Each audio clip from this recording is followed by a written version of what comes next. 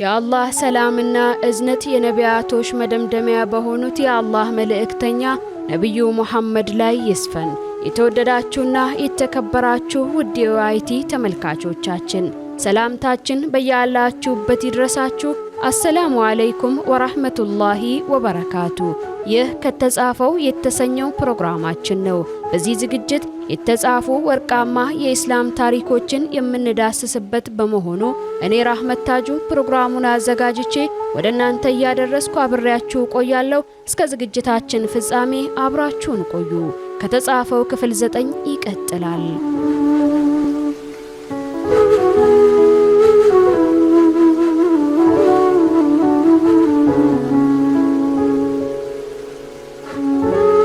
ከመካ ከተማ ወጣ ብሎ በሚገኘው የኑር ተራራ ጀበለ ኑር ላይ አንዲት ጠባብ ዋሻ አለች። ይቺ ዋሻ ሂራ ትባላለች። በዓለም ታሪክ ውስጥ ትልቅ ለውጥ ከመምጣቱ በፊት የቁረይሽ መኳንንት በንግድና በዱንያ ጣጣ በተጠመዱባት በዚያ ዘመን አንድ ታላቅ ሰው ብቻውን ወደዚች ዋሻ ያመሩ ነበር።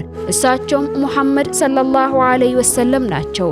በዙሪያቸው ያለው ማህበረሰብ ጣዖት ሲያመልክ፣ ሴት ልጅ በህይወቷ ሲቀብርና በፍትህ እጦት ሲናጥ ሲያዩ ልባቸው ሰላም አጣ። ይህ ዓለም ዝም ብሎ አልተፈጠረም፣ ፈጣሪ ማን ነው የሚለው ጥያቄ ወደ ሂራ ዋሻ ይገፋቸው ነበር። ለቀናት የሚሆን ስንቅ ቴምርና ውሃ ይዘው ወደ ጋራው ይወጣሉ። እዚያም በጸጥታ ውስጥ ሆነው ሰማይንና ምድሩን እያስተዋሉ በፈጣሪ ህልውና ላይ በጥልቅ ያስባሉ። ይህ የብቸኝነት ጉዞ ለታላቁ ኃላፊነት ልባቸው የሚዘጋጅበት የመንፈስ ማጣሪያ ጊዜ ነበር። ረመዳን ወር ነው። ሌሊቱ ጸጥ ብለዋል። በድንገት የሂራ ዋሻ በብርሃን ተወረረች። ከዚህ በፊት አይተውት የማያውቁት አስፈሪና ግርማ ሞገስ ያለው አካል ተገለጠላቸው። መልአኩ ጅብሪል አለይሂ ሰላም ነበር። ጅብሪል ወደ እሳቸው ቀረበና አንድ ቃል ትዕዛዝ ሰጠ። አንብብ እቅራ አላቸው። ነብዩ ሰለላሁ ዐለይሂ ወሰለም ተንቀጠቀጡ። እኔ አንባቢ አይደለሁም በማለት መለሱ። መልአኩም እቅፍ አደረጋቸውና ትንፋሻቸው እስኪጨናነቅ ድረስ አጥብቆ ያዛቸው። ከዚያም ለቀቃቸውና ደገመላቸው። አንብብ። በድጋሚ እኔ አንባቢ አይደለሁም አሉት። ለሶስተኛ ጊዜ አጥብቆ ያዛቸውና ለቀቃቸው። ከዚያም ያንን ዓለምን ለዘላለም የቀየረውን የመጀመሪያውን መለኮታዊ ቃል አወረደላቸው። አንብብ። በዚያ ሁሉን በፈጠረው ጌታ ስም፣ ሰውን ከረጋ ደም በፈጠረው ጌታ ስም አንብብ።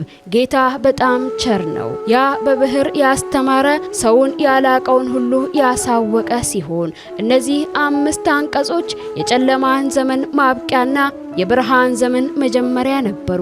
መልአኩ ተሰወረ። ነብዩ ሰለላሁ ዐለይሂ ወሰለም ግን በድንጋጤ ልባቸው ይመታ ነበር። ከዋሻው ወጥተው ወደ መካ እየሮጡ ወረዱ። ቤታቸውም እንደደረሱ ለምስታቸው ለኸዲጃ ረዲየላሁ ዐንሃ ሸፍኝኝ አሏት። ያዩትን ሁሉ ዘርዝረው ነገሯት። በራሴ ላይ የሆነ ነገር ይደርሳል ብዬ እፈራለሁ አሏት። ኸዲጃ ግን የታላቅ ሴት ምላሽ ሰጠቻቸው። አይዞ አትፍራ፣ በአላህ እምላለሁ፣ አላህ መቼም አያዋርድም። አንተ ዝምድናን ትቀጥላለህ፣ ደካማን ትረዳለህ፣ እንግዳን ታከብራለህ፣ እውነትን ትደግፋለህ በማለት አረጋጋቻቸው። ከዚያም ወደ ወረቃ ቢን ነውፈል ወሰደቻቸው። ወረቃም ይህ እኮ ያ በሙሳ አለይሂ ሰላም ላይ ይወርድ የነበረው ታላቁ መልአክ ናሙስ ነው በማለት ነብይነታቸውን አበሰረ። የሂራ ዋሻ ታሪክ የአንድ ሰው ታሪክ ብቻ አይደለም፣ የሰው ልጅ ከፈጣሪው ጋር ዳግም የተገናኘበት፣ ዕውቀትና ፍትህ የሰፈነበት አዲስ ምዕራፍ መጀመሪያ እንጂ።